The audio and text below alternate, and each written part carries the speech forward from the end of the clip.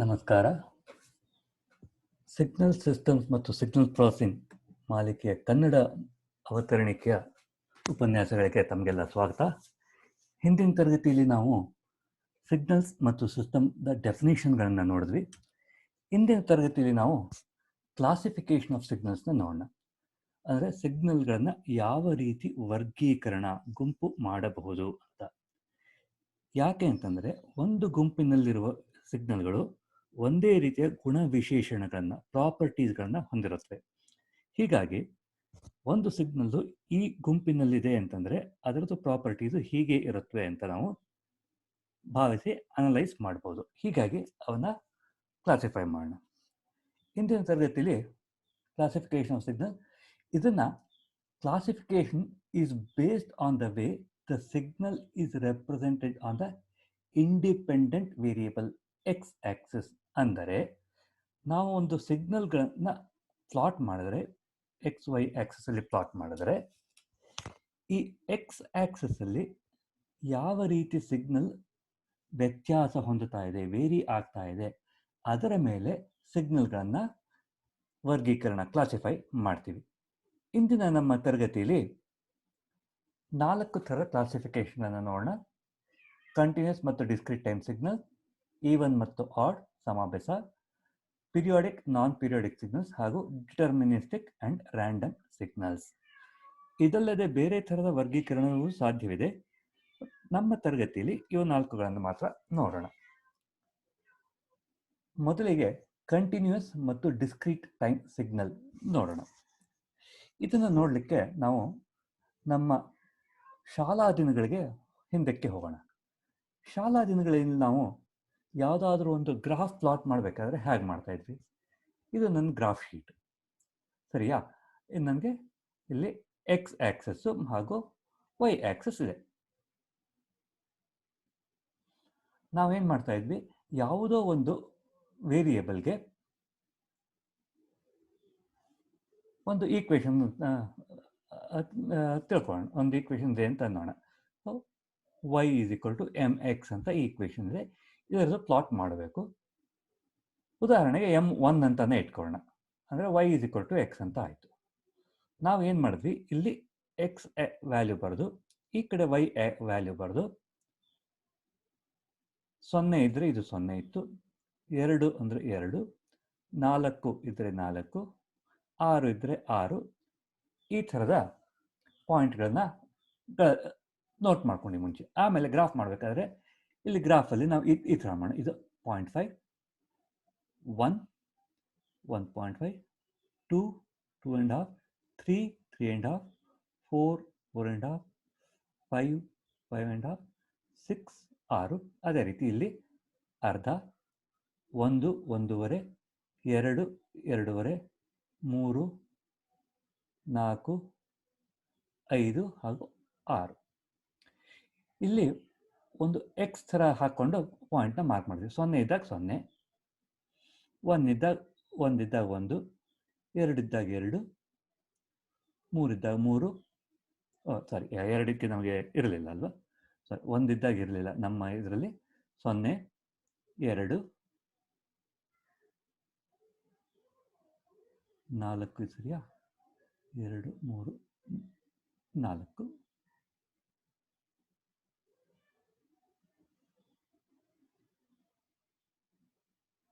ಈ ಥರ ನಮಗೆ ಪಾಯಿಂಟ್ಗಳು ಬಂತು.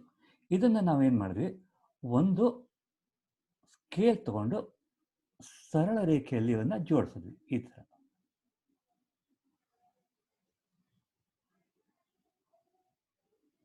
ಅದೊಂದು ಹೆಚ್ಚು ಕಡಿಮೆ ಆಗಿದೆ, ಇರಲಿ ಬಿಡಿ. ಓಕೆ, ಈ ಥರ ಒಂದು ಸರಳ ರೇಖೆಯಲ್ಲಿ ಸೇರಿಸಿದ್ವಿ. ಕೆಲವೊಂದು ಸರ್ತಿ ಎಲ್ಲ ಬಿಂದುಗಳು ಸರಿಯಾದ ಒಂದೇ ಜಾಗದಲ್ಲಿ ಇಲ್ಲದೆ ಇದ್ದಾಗ ನಾವು ಅದನ್ನು ಸ್ವಲ್ಪ ಯಾವ 3 ಒಂದೇ ಜಾಗದಲ್ಲಿ ಸೇರುತ್ತವೆ ಅದರ ಪ್ರಕಾರ ನಾವು ಸೇರಿಸಿದ್ವಿ, ಸರಿಯಾ? ಇನ್ನೊಂದು ಸರ್ತಿ ಸೇರಿಸ್ಕೊಂಡು, ಯಾವುದೋ ಒಂದು ತಪ್ಪಾಗಿದೆ, ಇರಲಿ ಬಿಡಿ, ಯಾವುದೋ 2 ಸೇರಿಸಿ ಇವೆರಡು ಸರಿ ಇಡೋಣ. ಕೊನೆಯದೊಂದು ಈ ಕಡೆ ಬರಬೇಕಿತ್ತು. ಓಕೆ, ಇದು ಇಲ್ಲಿ ಬರಬೇಕಿತ್ತು.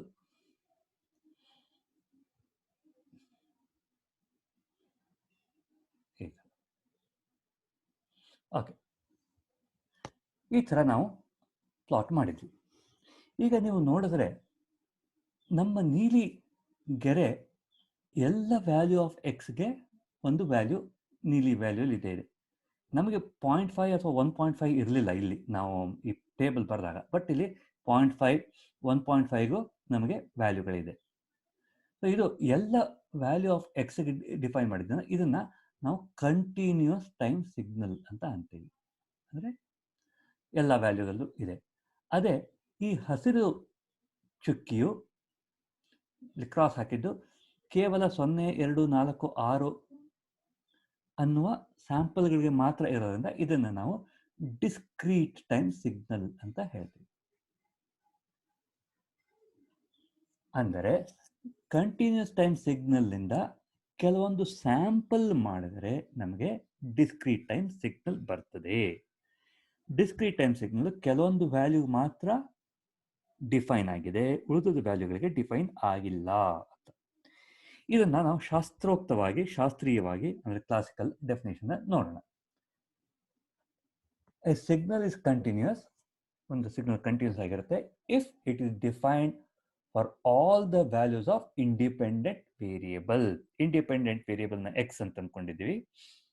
ಎಕ್ಸ್ದ ಎಲ್ಲ ವ್ಯಾಲ್ಯೂಗೆ ಅದು ಡಿಫೈನ್ ಆಗಿದ್ದರೆ ಅದನ್ನು ಕಂಟಿನ್ಯೂಸ್ ಟೈಮ್ ಸಿಗ್ನಲ್ ಅಂತೀವಿ.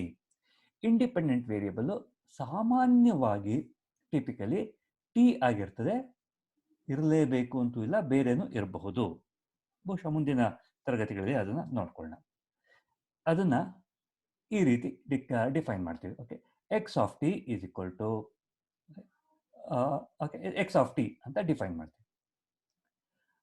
ಅದರ ಬದಲು discrete time signal is defined only at discrete instants of the independent variable.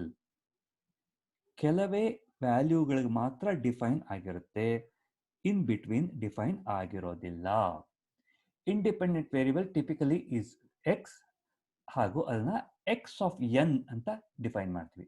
ನೋಡಿ, ಕಂಟಿನ್ಯೂಸ್ ಟೈಮ್ ಸಿಗ್ನಲ್ಲಿ ಇದನ್ನು ಟಿ ಅಂತ ಅಂದರೆ ಎಕ್ಸ್ ಆಕ್ಸಿಸ್ ಟೈಮ್ ಅಂತ ಡಿಫೈನ್ ಮಾಡ್ತೀವಿ.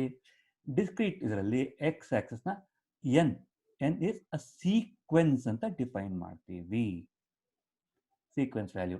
ಅಷ್ಟೇ ಅಲ್ಲದೆ ಈ ಎನ್ನು ಇಂಟೀಜರ್ ಆಗಿರಬೇಕು. 1 2 3 4 ಸಾಮಾನ್ಯವಾಗಿ 1.5 1.25 ಹಾಗೆ ಇರೋದಿಲ್ಲ. Discrete time signals can be obtained by sampling continuous time signals, but not necessarily. Y of n is x of n tau ಈ ಥರ ಮಾಡಬಹುದು. ಅಂದರೆ ನಮ್ಮ ಸರ್ಕ್ಯೂಟ್ ಈ ಥರ ಇರಬಹುದು.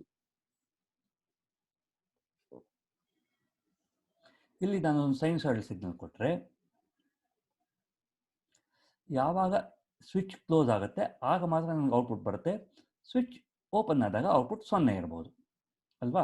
ಈ ಸ್ವಿಚ್ಚನ್ನು ಅತ್ಯಂತ ಕಡಿಮೆ ಸಮಯದಲ್ಲಿ ಆನ್ ಆಫ್ ಮಾಡ್ತೀವಿ. ಅಂದರೆ ಈ ಥರ, ಇದು ಆನ್ ಆಯಿತು, ಇಮಿಡಿಯೇಟಾಗಿ ಆಫ್ ಮಾಡ್ತೀವಿ.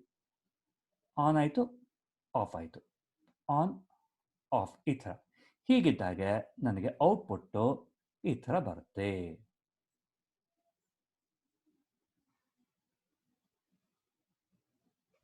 ಅಲ್ವಾ. ಸೊ ಕಂಟಿನ್ಯೂಸ್ ಟೈಮ್ ಸಿಗ್ನಲ್, ಇದು ಕಂಟಿನ್ಯೂಸ್ ಟೈಮ್ ಸಿಗ್ನಲ್ಲು.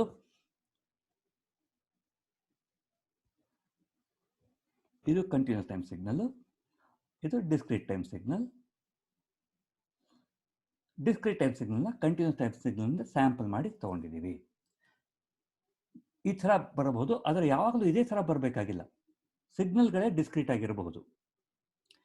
ಉದಾಹರಣೆಗೆ ಬಿಲ್ಲಿಂದ ಹೊಡೆದ ಬಾಣಗಳು, ಬಂದೂಕಿನ ಹೊಡೆದ ಗುಂಡುಗಳು, ಇವು ಡಿಸ್ಕ್ರೀಟ್ ಸಿಗ್ನಲ್ ಆಗಿರುತ್ತೆ.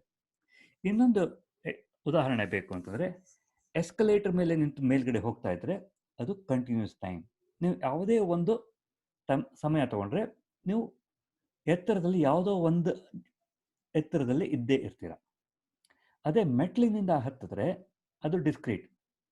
ನೀವು 4ನೇ ಮೆಟ್ಲಲ್ಲಿರ್ಬೋದು ಅಥವಾ 5ನೇ ಮೆಟ್ಲಲ್ಲಿರ್ಬೋದು, ಯಾವುದೇ ಒಂದು ಇನ್ಸ್ಟೆಂಟಲ್ಲಿ. 4.5 ಮೆಟ್ಲಲ್ಲಿ ಇರೋಕ್ಕೆ ಸಾಧ್ಯ ಇಲ್ಲ, ನಮಗೆ 4.5 ಮೆಟ್ಲು ಇಲ್ಲವೇ ಇಲ್ಲ. ಸೊ ಅದು ಡಿಸ್ಕ್ರೀಟು, ಇದು continuous time signal. Discrete time ಸಿಗ್ನಲ್ನ ನಾರ್ಮಲಿ ಈ ಥರ ರೆಪ್ರೆಸೆಂಟ್ ಮಾಡ್ತೀವಿ. ವರ್ಟಿಕಲ್ ಲೈನ್ ಮೇಲ್ಗಡೆ ಒಂದು ಚಿಕ್ಕ ಗುಂಡು ಹಾಕಿ, ಗುಂಡು ಸೂಜಿ ಥರ ರೆಪ್ರೆಸೆಂಟ್ ಮಾಡ್ತೀವಿ, ಅದು ಡಿಸ್ಕ್ರೀಟ್ ಟೈಮ್ ಸಿಗ್ನಲ್. ಇದೇ ರೀತಿ ಇನ್ನೊಂದು ಥರದ ಸಿಗ್ನಲ್ಗಳನ್ನು ನಾವು ಡಿಫೈನ್ ಮಾಡ್ತೀವಿ, ಅದು digital signal. Digital signal are discrete signals, ಆದರೆ ಎಕ್ಸ್ ಮತ್ತು ವೈ ಎರಡು ಆಕ್ಸಸ್ ಅಲ್ಲಿ ಅದು ಡಿಸ್ಕ್ರೀಟ್ ಆಗಿ ಇರ್ತದೆ. ಇದಕ್ಕೆ ಉದಾಹರಣೆ ಚಿತ್ರದಲ್ಲಿ ನೋಡೋಣ.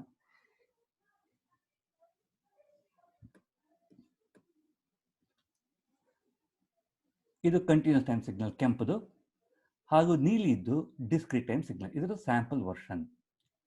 ಆದರೆ ಇಲ್ಲಿ ಒಂದು ಚಿಕ್ಕ ವ್ಯತ್ಯಾಸ ನೋಡಬಹುದು. ಒಂದು ಸಿಗ್ನಲ್ಲು ಈ ಡಿಸ್ಕ್ರೀಟ್ ಟೈಮ್ ಸಿಗ್ನಲ್ ಇಲ್ಲೆಲ್ಲ 0 ಇದೆ, ಇಲ್ಲಿ ಡಿಫೈನ್ ಆಗಿದೆ. ಈ ಎಕ್ಸ್ ಆಕ್ಸಿಸ್ ಅಲ್ಲಿ ಯಾವುದೇ ವ್ಯಾಲ್ಯೂ ಇರಬಹುದು ಅನ್ನೋ ಹಾಗಿದ್ದರೆ ಇದು ಡಿಸ್ಕ್ರೀಟ್ ಸಿಗ್ನಲ್, ಅಥವಾ ಎಕ್ಸ್ ಆಕ್ಸಿಸ್ ಅಲ್ಲಿ ಹೀಗಾದರೂ ಇರಬಹುದು ಅಥವಾ ಇಲ್ಲಿಗಾದರೂ ಇರಬಹುದು, ಇವೆರಡರ ಮಧ್ಯ ಇರೋದಿಲ್ಲ. ಎಕ್ಸ್ ಆಕ್ಸಿಸ್ ಕೂಡ ಡಿಸ್ಕ್ರೀಟ್ ಆಗಿದೆ ಅನ್ನೋ ಹಾಗಿದ್ರೆ ಅದು ಡಿಜಿಟಲ್ ಸಿಗ್ನಲ್ಸ್. ನಮ್ಮ ಈ ತರಗತಿಯಲ್ಲಿ ಡಿಸ್ಕ್ರೀಟ್ ಮತ್ತು ಡಿಜಿಟಲ್ ಅನ್ನ ಎರಡೂ ರೀತಿಗಳನ್ನ ಬಳಸ್ತೀವಿ. ಡಿಜಿಟಲ್ ಅಥವಾ ಡಿಸ್ಕ್ರೀಟ್ ಎರಡು ಒಂದೇ ಅನ್ನೋ ರೀತಿಯಲ್ಲಿ ನಾವು ಈ ತರಗತಿಗಳಲ್ಲಿ ಬಳಸ್ಕೋತೀವಿ. ಮುಂದಿನದಕ್ಕೆ ಹೋಗೋಣ. Even and odd signal. ಇಲ್ಲಿ ಇನ್ನೊಂದು ಉದಾಹರಣೆ ನೋಡೋಣ. ಒಂದು ಸೈನ್ ಮತ್ತು ಒಂದು ಕೋಸೈನ್ ಸಿಗ್ನಲ್ ಪ್ಲಾಟ್ ಮಾಡಿದ್ದೀವಿ. ಇದು ನಮ್ಮ 0, ಇದು ನಮ್ಮ 0 0. ಅಂದರೆ ಇದು ನಮ್ಮದು ಸೈನ್ ಸಿಗ್ನಲ್,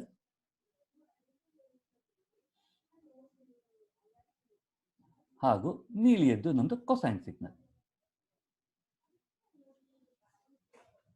ನೀವು ಸ್ವಲ್ಪ ಗಮನ ಇಟ್ಟರೆ ಕೊಸೈನ್ ಸಿಗ್ನಲ್ ನೋಡಿದ್ರೆ ಪ್ಲಸ್ ಟಿ ಇಲ್ಲಿ ಎಷ್ಟು ವ್ಯಾಲ್ಯೂ ಇದೆ, ಮೈನಸ್ ಟಿ ಯಲ್ಲೂ ಅಷ್ಟೇ ವ್ಯಾಲ್ಯೂ ಇದೆ. ಇಲ್ಲಿ ಪ್ಲಸ್ ಟಿ ಇಲ್ಲಿ ಎಷ್ಟು ವ್ಯಾಲ್ಯೂ ಇದೆ, ಮೈನಸ್ ಟಿ ನಲ್ಲೂ ಅಷ್ಟೇ ವ್ಯಾಲ್ಯೂ ಇದೆ.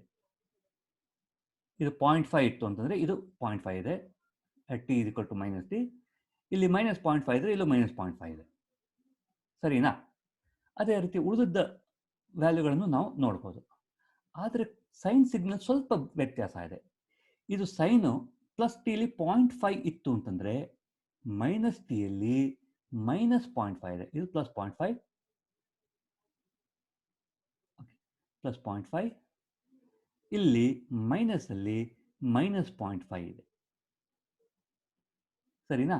ಹಾಗೆ ಇಲ್ಲಿ ಮೈನಸ್ 0.5 ಇದ್ದಾಗ ಪ್ಲಸ್ ಟಿಯಲ್ಲಿ ಮೈನಸ್ 0.5 ಇದ್ದಾಗ ಮೈನಸ್ ಟಿಯಲ್ಲಿ ಪ್ಲಸ್ 0.5 ಇದೆ. ಅಂದರೆ ಮ್ಯಾಗ್ನಿಟ್ಯೂಡ್ 0.5 ಅಷ್ಟೇ ಇದೆ, ಆದರೆ ಸೈನ್ ವ್ಯತ್ಯಾಸ ಇದೆ. ಸೈನುಸಾಯ್ಡಲ್ ಸಿಗ್ನಲ್ಗೆ ಕೊಸೈನ್ ಸಿಗ್ನಲ್ಗೆ ಮ್ಯಾಗ್ನಿಟ್ಯೂಡ್ ಹಾಗೂ ಸೈನ್ ಎರಡೂ ಒಂದಾಗೆ ಇದೆ. ಹೀಗಾಗಿ ನಾವು ಇದನ್ನು ಆಡ್ ಸಿಗ್ನಲ್ ಅಂತಾನು, ಕೊಸೈನ್ ಅನ್ನು ಈವನ್ ಸಿಗ್ನಲ್ ಅಂತಾನು ಕರಿತೀವಿ. ಶಾಸ್ತ್ರೋಕ್ತ ಡೆಫಿನೇಷನ್ ನೋಡೋಣ. A signal x of t is even if it satisfies condition x of minus t is same as x of t. ಎರಡು ಕಡೆ 0.5 ಇತ್ತು, ಎರಡು ಕಡೆ ಮೈನಸ್ 0.5 ಇತ್ತು. ಈ ಸಿಂಬಾಲನ್ನ ಫಾರ್ ಆಲ್ ಅನ್ನೋದಕ್ಕೆ ಎಲ್ಲ ಟಿ ವ್ಯಾಲ್ಯೂಗಳಿಗೆ ಇದು ಈಕ್ವೇಶನ್ ಸ್ಯಾಟಿಸ್ಫೈ ಆದರೆ ಅದನ್ನು ನಾವು ಈವನ್ ಸಿಗ್ನಲ್ ಅಂತ ಹೇಳ್ತೇವೆ. ಆಡ್ ಸಿಗ್ನಲ್ಗೆ x of minus t is minus of x of t. ಇದು 0.5 ಇತ್ತು, ಇದು ಮೈನಸ್ 0.5, ಇದು ಮೈನಸ್ 0.5 ಇತ್ತು, ಈ ಕಡೆ ಪ್ಲಸ್ 0.5 ಆಗುತ್ತೆ. ಇದು ಕೂಡ ಎಲ್ಲ ವ್ಯಾಲ್ಯೂ ಆಫ್ ಟಿಗೆ ಹಿಂಗಿದ್ರೆ ಇದನ್ನ ಆಡ್ ಸಿಗ್ನಲ್ ಅಂತ ಹೇಳ್ತೇವೆ. ಇದನ್ನ ನಾವು ಕಂಟಿನ್ಯೂಸ್ ಟೈಮ್ ಸಿಗ್ನಲ್ ಡಿಫೈನ್ ಮಾಡಿದೀವಿ, ಯಾಕೆಂತಂದ್ರೆ ಇಲ್ಲಿ ಎಕ್ಸ್ ಆಫ್ ಟಿ ಅಂತ ಹೇಳಿದೀವಿ. ಡಿಸ್ಕ್ರೀಟ್ ಸಿಗ್ನಲ್ಗೂ ಇದೇ ಥರ ಬರ್ತದೆ. ವ್ಯತ್ಯಾಸ ಅಂದರೆ ಎಕ್ಸ್ ಆಫ್ ಟಿ ಬದಲು ಎಕ್ಸ್ ಆಫ್ ಟಿ ಬದಲು ಎಕ್ಸ್ ಆಫ್ ಎನ್ ಇಂದ ರೆಪ್ರೆಸೆಂಟ್ ಮಾಡ್ತೀವಿ. ಅಷ್ಟೇ ವ್ಯತ್ಯಾಸ. ಅದು ಬಿಟ್ಟರೆ ಉಳಿದ ಯಾವ ವ್ಯತ್ಯಾಸನೂ ಇಲ್ಲ. ಈ ಈಕ್ವೇಶನ್ ಸರಿ ಇರಲಿಲ್ಲ ಅಂತಂದರೆ, ಉದಾಹರಣೆಗೆ x of t is not equal to x of minus t ಅಂದರೆ ಇದು ಈವನ್ ಸಿಗ್ನಲ್ ಅಲ್ಲ. ಸರಿನಾ? ಇದು ಹೇಳಿ cosine signals example of even signals, sine signals example of the odd signal. Even signals symmetric about x axis ಅಂದರೆ ಈ x axis ಅಲ್ಲಿ ಉದಾಹರಣೆಗೆ ನಾವು ಈ cosine signal ಇದೆ ಅಂತ ತಿಳ್ಕೊಳ್ಳೋಣ. ಇಲ್ಲೊಂದು ಕನ್ನಡಿ ಇಟ್ಟರೆ ಇದರ ಪ್ರತಿಬಿಂಬ ಕನ್ನಡಿಯಲ್ಲಿ ಹೇಗೆ ಕಾಣುತ್ತೆ ಅದು ನಮಗೆ ಈವನ್ ಸಿಗ್ನಲ್. ಅದನ್ನ ನಾವು ಸಿಮೆಟ್ರಿಕ್ ಅಬೌಟ್ ವೈ ಆಕ್ಸಿಸ್ ಅಂತಂತೀವಿ. ಹಾಗೂ ಆಡ್ ಸಿಗ್ನಲ್ಗಳು anti symmetric about y axis ಅಂತೀವಿ. ಸಿಮೆಟ್ರಿಕ್ ಪ್ಲಸ್ ಅದನ್ನ ತಲೆ ಕೆಳಗಾಗಿ ಮಾಡಬೇಕು. ಅದಾದ್ಮೇಲೆ ತಲೆ ಕೆಳಗಾಗಿ ಮಾಡಿದ್ರೆ ನಮಗೆ ಆಡ್ ಸಿಗ್ನಲ್ ಬರುತ್ತೆ. ಇದು ಎರಡನೆಯ ವರ್ಗೀಕರಣ. ಮೂರನೆಯದು ಪೀರಿಯಾಡಿಕ್ ಹಾಗೂ ನಾನ್ ಪೀರಿಯಾಡಿಕ್ ಸಿಗ್ನಲ್. ಇದಕ್ಕೊಂದು ಉದಾಹರಣೆ ನೋಡೋಣ. ಇದು ನಮ್ಮ ಕೊಸೈನ್ ಸಿಗ್ನಲ್, ಇದು ನಮ್ಮ ರ್ಯಾಂಪ್ ಸಿಗ್ನಲ್. ರ್ಯಾಂಪ್ ಸಿಗ್ನಲ್ ಮತ್ತೆ ನಮ್ದು ಹಳೆ ಸ್ನೇಹಿತ y = mx + c. ಓಕೆ, ಇದು y = mx. ಕರೆಕ್ಟಾ? ಇದನ್ನ ನೋಡಿದ್ರೆ ನೀವು ಇಲ್ಲಿ ಯಾವ ವ್ಯಾಲ್ಯೂ ಇತ್ತೋ ಸ್ವಲ್ಪ ಹೊತ್ತಾದ ಮೇಲೆ ನಮಗೆ ಅದೇ ವ್ಯಾಲ್ಯೂ ಇಲ್ಲಿ ಬರುತ್ತೆ. ಇಲ್ಲಿ ಓಕೆ, ಇಲ್ಲಿ ಯಾವ ವ್ಯಾಲ್ಯೂ ಇತ್ತೋ ಸ್ವಲ್ಪ ಹೊತ್ತ ನಂತರ ನಮಗೆ ಅದೇ ವ್ಯಾಲ್ಯೂ ಇಲ್ಲೂ ಬರುತ್ತೆ. ಇದು ರಿಪೀಟ್ ಆಗ್ತಾ ಇದೆ. ಋತುಗಳ ತರ ವಸಂತ ಋತು, ವರ್ಷ ಋತು, ಗ್ರೀಷ್ಮ ಋತು ಇವು ಪ್ರತಿ ವರ್ಷ ಈ ಸಮಯದಲ್ಲಿ ಬಂದೇ ಬರ್ತದೆ, ರಿಪೀಟ್ ಆಗುತ್ತೆ. ಆದರೆ ಗ್ರಹಣಗಳು ರಿಪೀಟ್ ಆಗೋದಿಲ್ಲ, ಬರ್ತಾ ಇರುತ್ತೆ. ಬಟ್ ಜನವರಿ 23ನೇ ತಾರೀಕಿಗೆ ಗ್ರಹಣ ಬರುತ್ತೆ ಅಂತ ಹೇಳಕ್ಕಾಗೋದಿಲ್ಲ. ಈ ಸರ್ತಿ ಜನವರಿ 23 ಬಂದಿರ್ಬೋದು, ಮುಂದಿನ ಸರ್ತಿ ಜನವರಿ 28 ಬರಬಹುದು ಅಲ್ವಾ? ಅದು ನಾನ್ ರಿಪೀಟೇಟಿವ್. ಓಕೆ, ಸೊ ಇವೆರಡು ಸಿಗ್ನಲ್ಗಳನ್ನ ಡಿಫೈನ್ ಮಾಡೋಣ. ಹೇಗೆ? A signal is periodic repetitive if x of t = x of t plus uppercase t. ಈ t ಆದ ಮೇಲೆ ಸಿಗ್ನಲ್ ರಿಪೀಟ್ ಆಗುತ್ತೆ. ನಮ್ಮ ಇದರ ಪ್ರಕಾರ ಇದು ನಮ್ದು ಟಿ ವ್ಯಾಲ್ಯೂ. ಈ ವ್ಯಾಲ್ಯೂ ಟಿ ಆದಮೇಲೆ ಇದು ರಿಪೀಟ್ ಆಗುತ್ತೆ. ಉದಾಹರಣೆ ಇದನ್ನ ನಾವು ಮುಂದುವರಿಸಿದ್ರೆ ನಮಗೆ ಕೊಸೈನ್ ಸಿಗ್ನಲ್ ಇದೇ ತರ ಬರ್ತದೆ ಅಲ್ವಾ? ಸೊ ಇಲ್ಲಿ ಏನಿತ್ತು ಅದೇ ಇಲ್ಲಿ ರಿಪೀಟ್ ಆಗ್ತಾ ಹೋಗುತ್ತೆ. x of t = x of t plus uppercase t for all values of t, where t is a positive constant. Okay, some value 1 Hz ಇದ್ರೆ 1 ಇರುತ್ತೆ, 2 Hz ಇದ್ರೆ 0.5 ಇರುತ್ತೆ. ಆ ಥರ ವ್ಯತ್ಯಾಸ ಆಗ್ತಾ ಹೋಗುತ್ತೆ.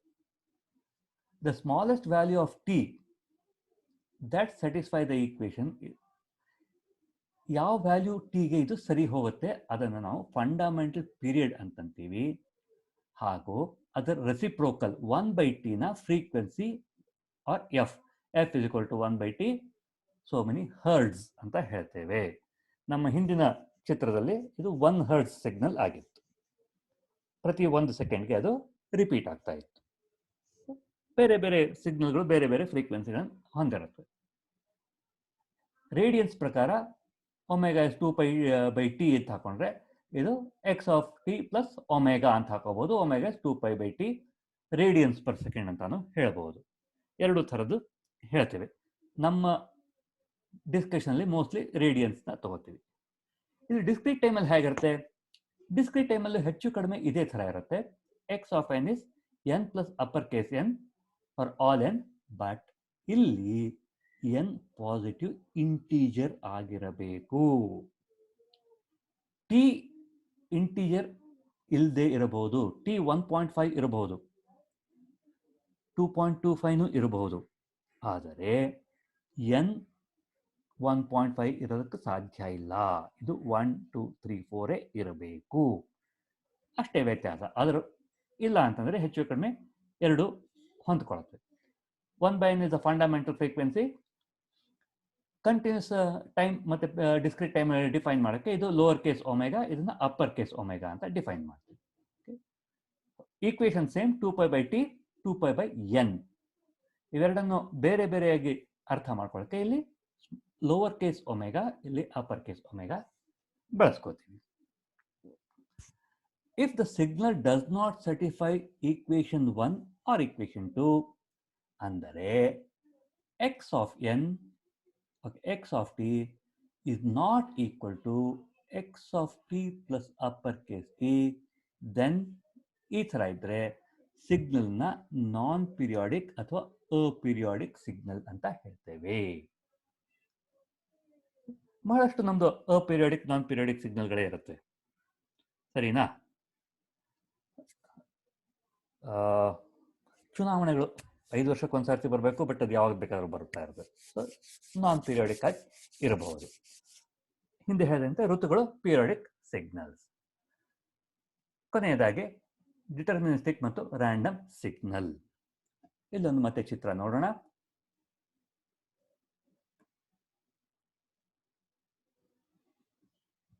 ಓಕೆ, ಇವೆರಡು ಚಿತ್ರಗಳು. ಈ ಮೊದಲನೆಯ ಚಿತ್ರದಲ್ಲಿ ನಮಗೆ ವೈ ವ್ಯಾಲ್ಯೂನ ಸುಲಭವಾಗಿ ಕಂಡುಹಿಡಿಬಹುದು. ಯಾಕೆಂದರೆ ಅದಕ್ಕೊಂದು ಈಕ್ವೇಷನ್ ಇದೆ, y = mx ಅಂತ ಈಕ್ವೇಷನ್ ಇದೆ. ಇದರಿಂದ ವ್ಯಾಲ್ಯೂ ಆಫ್ y ಯಾವುದೇ ವ್ಯಾಲ್ಯೂ ಆಫ್ ಎಕ್ಸ್ಗೆ ಕಂಡುಹಿಡಿಬಹುದು, ಸುಲಭವಾಗಿ ಕಂಡುಹಿಡಿಬಹುದು. ಎರಡನೇ ಚಿತ್ರದಲ್ಲಿ ಹೇಗಿದೆ, ನಮ್ಗೇನಾದರೂ ಈಕ್ವೇಷನ್ ಇದೆಯಾ, ಯಾವುದೇ ರೀತಿಯಿಂದ ನಮಗೆ ಈ ಎಕ್ಸ್ ವ್ಯಾಲ್ಯೂ 10ಗೆ y ವ್ಯಾಲ್ಯೂ ಎಷ್ಟಿದೆ ಅಂತ ಕಂಡುಹಿಡಿಯೋದಕ್ಕೆ ಸಾಧ್ಯ ಇದೆಯಾ? ಸಾಧ್ಯ ಇಲ್ಲ.